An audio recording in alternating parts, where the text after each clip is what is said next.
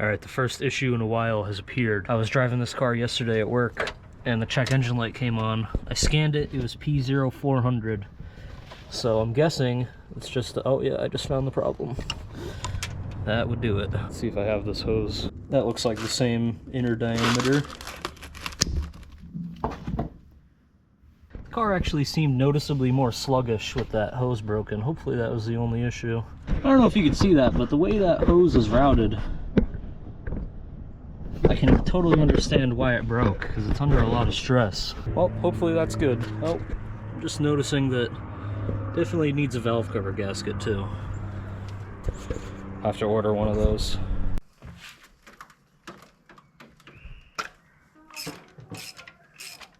I changed these spark plugs not too long ago, maybe only like a year or two ago, but I got new ones because I was driving around with a bad oxygen sensor for quite a while, so I had a feeling it was running rich. But this cylinder, I didn't take out the other ones yet, but that plug looks like it was running lean. Also, that gap looks way too big. And right now I'm making sure that they're all gapped properly before I put them in. It's supposed to be between like 31 and 35 thou. So that's fine. Yeah, I don't know if these come pre-gapped, so I just wanted to double check them.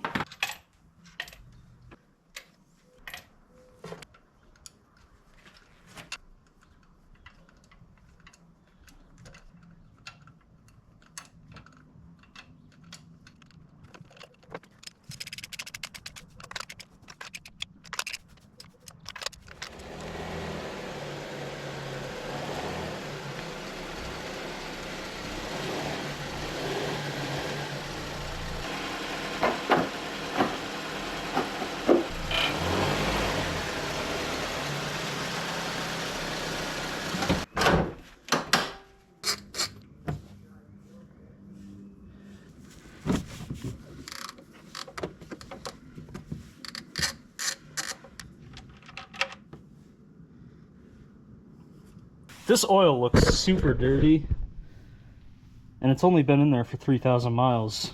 This royal purple stuff is purple, so it gets when it gets dark, it looks really dark.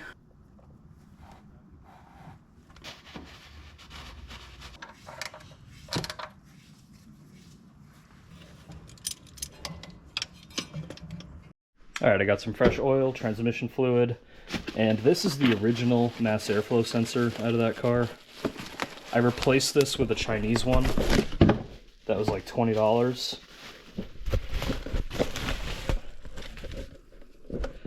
Yeah, see, this is the OEM one. I replaced this because I thought it was bad, but apparently the reason why it had the MAF code was because of the evap canister vent valve that I replaced a while ago. So this wasn't even the problem. And I think the Chinese one is making the car run worse, so I'm going to put this back in.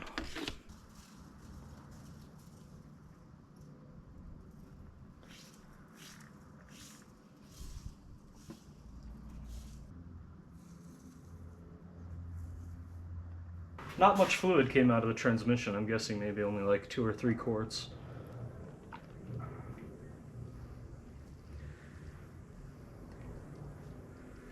It looks way dirtier than it was when it came out, just because this container is filthy. It's pretty much 3 quarts on the dot that came out. This is the second time I'm changing this transmission fluid.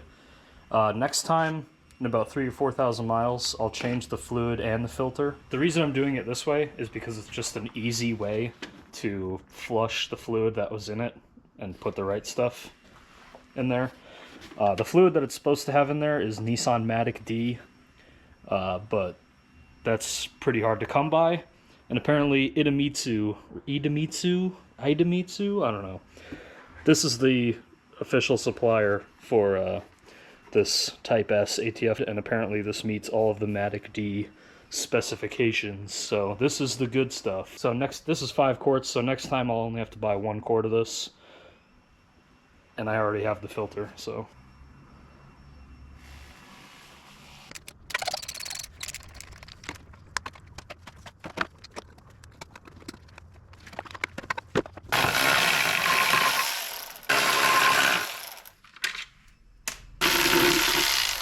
Out with the new and in with the old. I got a new air filter, but it's totally unnecessary because there's nothing wrong with the one that's in it. I forgot I changed it pretty recently.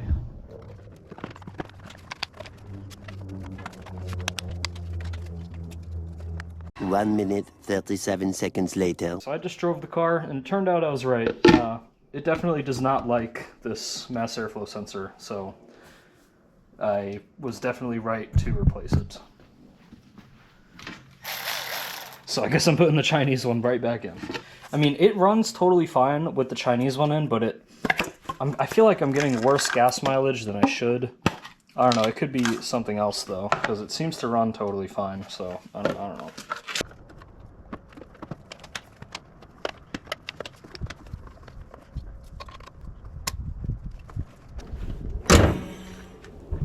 I just picked up these sweet wheels and tires off Facebook Marketplace for only $50. These tires are basically brand new. I think they really are brand new. They're just kind of old, but they're stored inside, or at least out of the elements. They don't really have any dry rotting or anything, which is good. So I definitely want to use these tires, and they're even the exact same wheel that I have on the 200SX, so it's like it was meant to be. Obviously, you could see they have a bit of a glaring problem.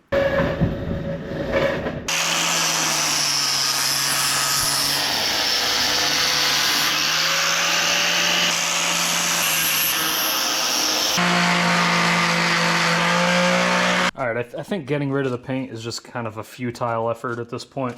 The angle grinder did a good job of cleaning up a little bit of this curb rash and getting in the nook and crannies. Getting into the nook and cranny here. But, yeah, I guess the rest of I'm just gonna have to scuff these up and then spray paint them.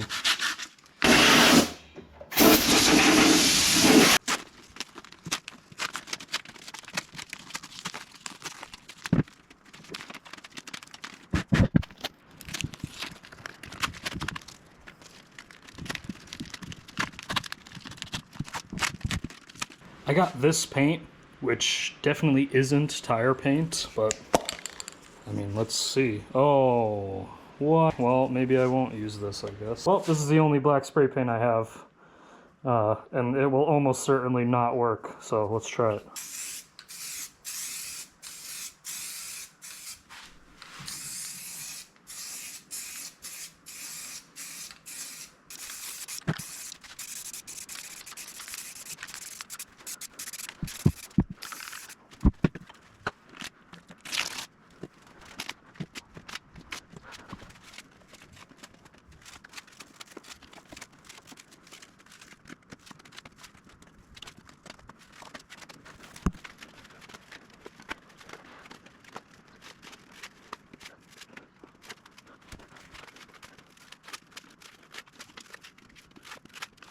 Okay, well I don't have any primer, so we're just not going to use primer.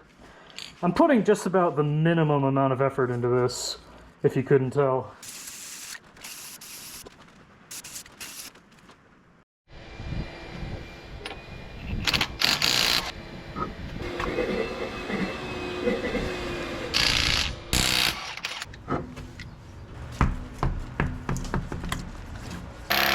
This weird rattling noise that seems to be getting worse, and I just can't figure out what is rattling. Oh, it could be this. I mean, I could just remove this little heat shield, but it's there for a reason, and I would kind of prefer there to be a little heat shield here under the oil pan.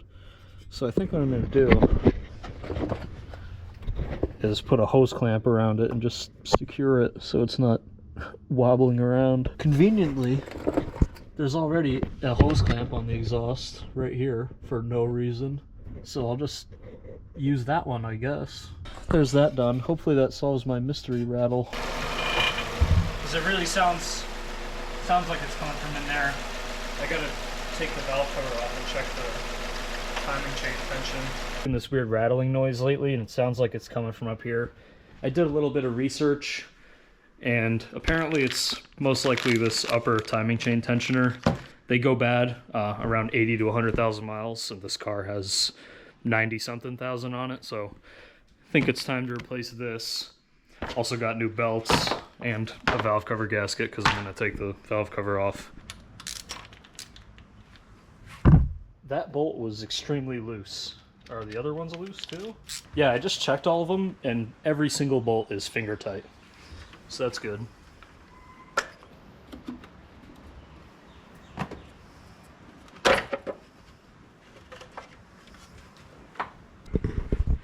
This engine's extremely clean. Literally looks brand new. Zero sludge or anything. The oil is dark because it's royal purple, not because it's dirty. This engine actually has two timing chains. There's an upper and a lower, so hopefully it's not the lower one making that noise.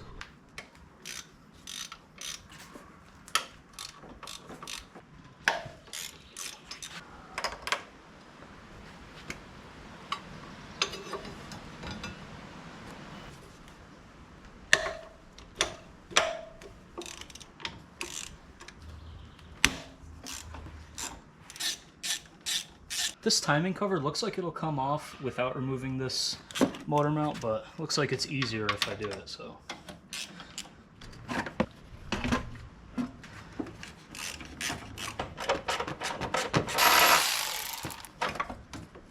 Alright, I really couldn't see this while it was installed in the car. I thought this motor mount was in perfect shape, and it is totally fine. This does not need to be replaced, but I don't know, that's not ideal. And these are so cheap, and I'm already here. I'm just going to buy a new one. I love how this thing is so small, I could literally just kneel on the ground and work on this.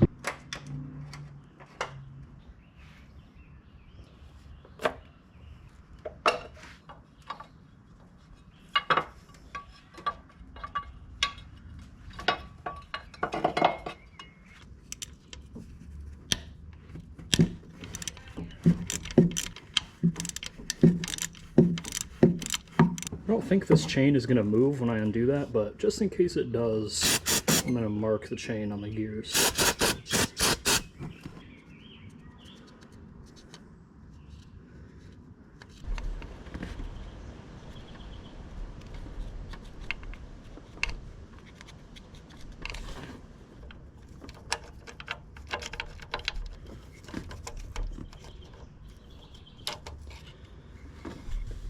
I got literally every last mile out of that. Look at that. Holy crap. This is what it's supposed to look like. Yeah, I think that's safe to say that was definitely my rattle. I'm actually using the camera to help me guide this in here because I can look at the screen.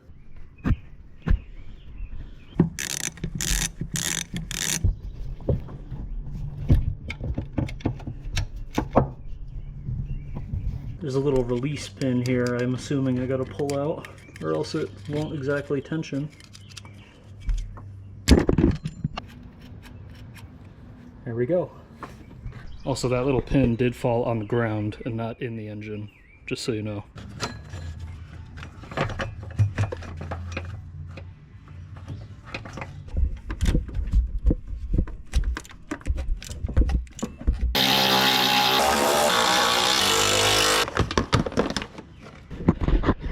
This tensioner is the biggest pain in the ass. There's this stupid rod that you could barely get the world's smallest socket on to turn just to loosen the freaking tensioner. Import mileage maker. Alright, I sprayed some WD-40 in there and the idler pulley actually slides now, so that's good.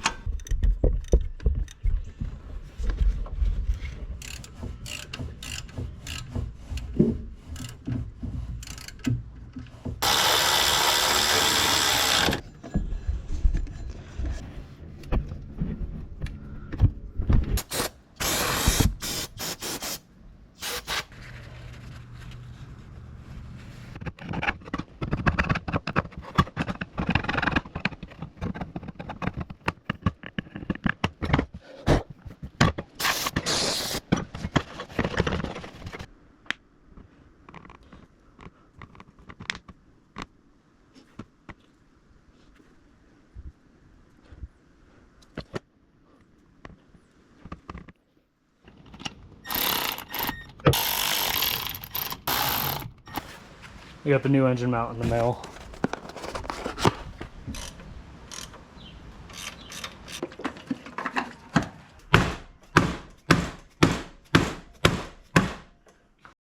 All right, I did a little research and it turns out that these spark plug tube seals are non-serviceable, meaning that instead of just replacing these little seals, Nissan said, oh, no, we just want you to take this whole thing and throw it in the garbage and buy a whole new valve cover.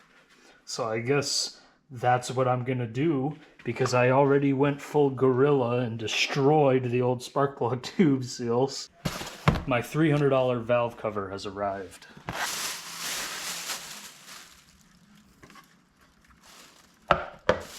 Well, there it is. New tube seals intact.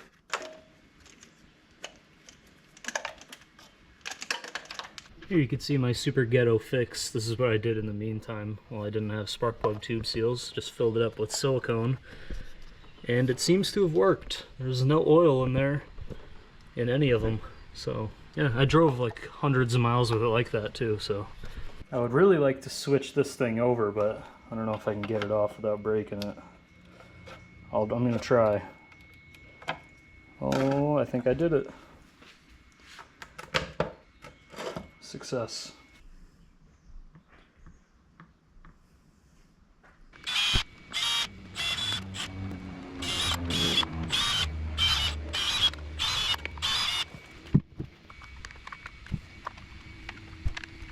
Well, smell you later, I guess. Thought I heard my brakes squeaking the other day when I was at work, so I just chalked it up to check it out. And yeah, that's actually really bad. That's not supposed to do that. Of course, this wheel bearing is pressed in, so it's going to be an absolute nightmare to replace.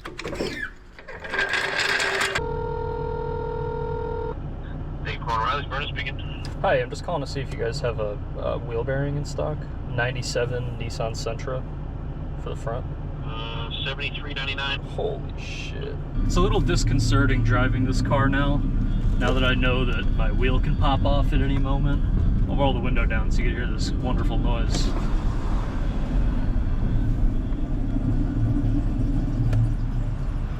Now in a perfect world, I would just go to the junkyard and pull a whole knuckle with the hub and the bearing already in it and just swap it out. But no junkyard near me has that part, unfortunately. That's beginning to become a theme with this car, as parts are not easy to find. You would think it would be really easy because this is just based on a B14 Nissan Sentra. But I mean, when's the last time you've seen one of those?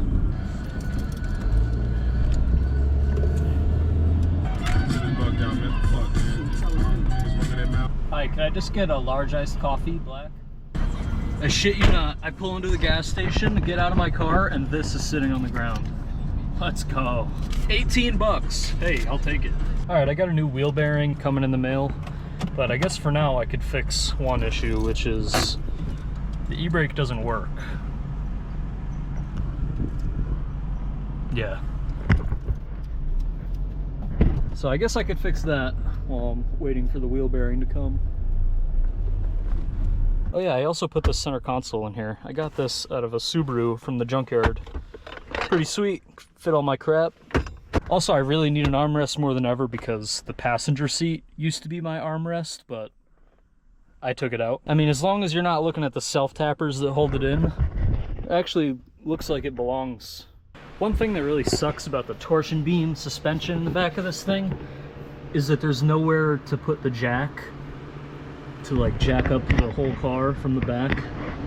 Thankfully, I have two jacks.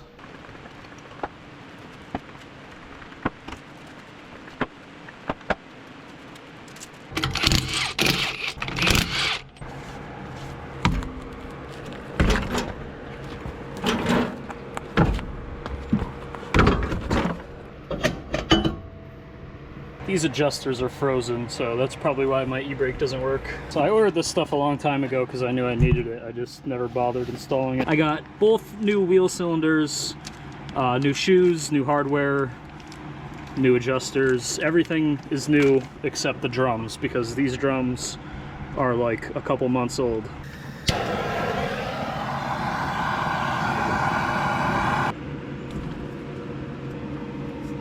Oh, I really didn't expect that to come loose without a fight. I keep forgetting that this car is so clean underneath. It's really nice, actually. Well, I got the back brakes done. I just took the car for a drive, and it's pretty good. The e-brake works and everything. Painted the rear drums, and I even threw some new undercoating under here while I was at it. And you know, I didn't really realize how bad these tires were until I took them off and noticed the giant Grand Canyon. And on this side, this tire actually has like a bulge right here.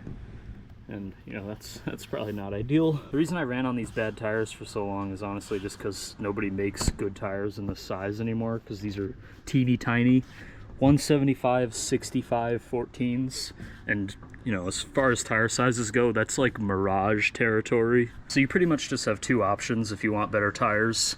You get some new 10-year-old tires like these ones that are actually still perfectly good, or you go to Walmart and get those, and then they look like that in 3 years. And well, as you can see, the black spray paint I put on these tires didn't really last all that long. I don't really care. It's you know, they're patriotic tires, let's just say that. I'd rather have red and blue tires than bald tires. I don't know if the play in that wheel is really coming through on camera, but yeah, that's pretty bad.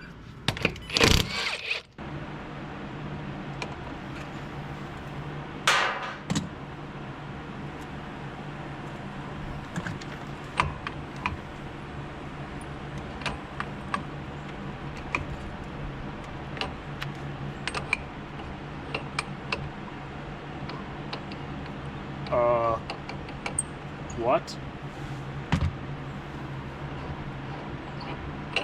Why was that finger tight? I didn't even need this. Why was this finger tight? That's not good. You gotta be fluffy kidding me right now. There's no way that the axle nut was just freaking loose. Tighten the nut, new cotter pin. If that was it, I'm gonna scream. All because some imbecile, whoever was in here last, not me, because I never touched the axle nut in this car, didn't tighten the axle nut all the way. That was it. That was the only problem. You know what? I want to try something while I have this in the air.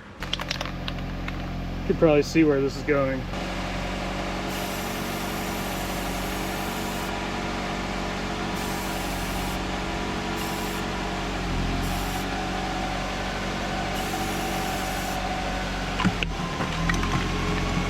Still see a little red.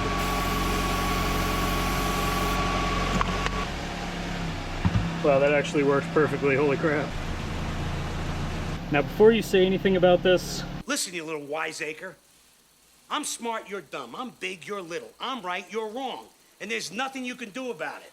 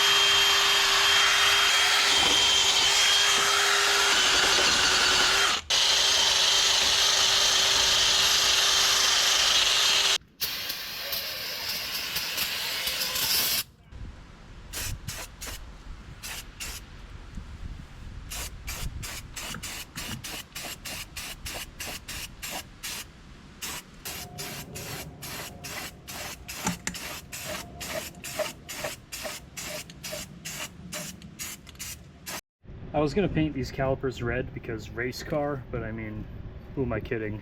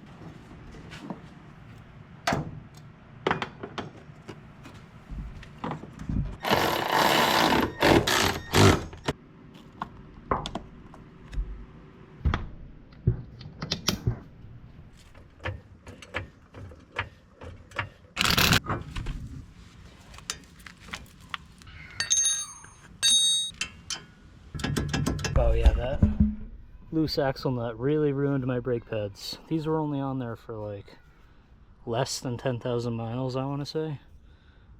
Junk. Yeah, I don't think I'm gonna buy these Brembo red ceramic pads again. I mean, granted, my axle nut was loose, so they wore out prematurely, but I mean, I just wasn't really impressed with them to begin with. I usually run Akabono ceramic brake pads, but this time I got Bosch Quiet Casts. This thing that sticks out into the pad material is the wear indicator. That's job is to hit the rotor and make a horrible squeaking noise once your brake pads are wearing out to let you know that you need new brakes. And one time I made the mistake of putting the pad with this on the outside, and it stuck out through the caliper and was actually hitting the inside of the wheel. So don't do that.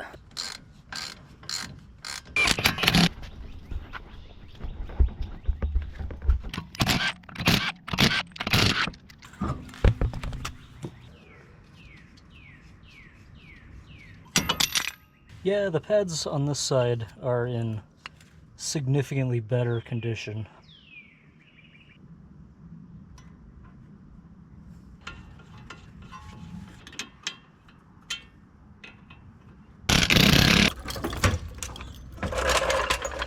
Honestly, these Bosch pads work better than the Brembos did when they were new. And these aren't even broken in yet.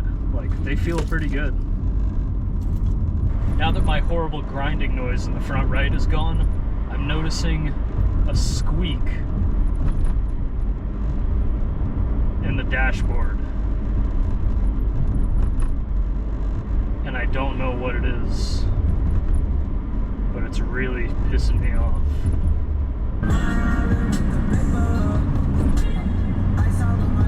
On the highway with my significant lover, we laugh all day like dumber and dumber.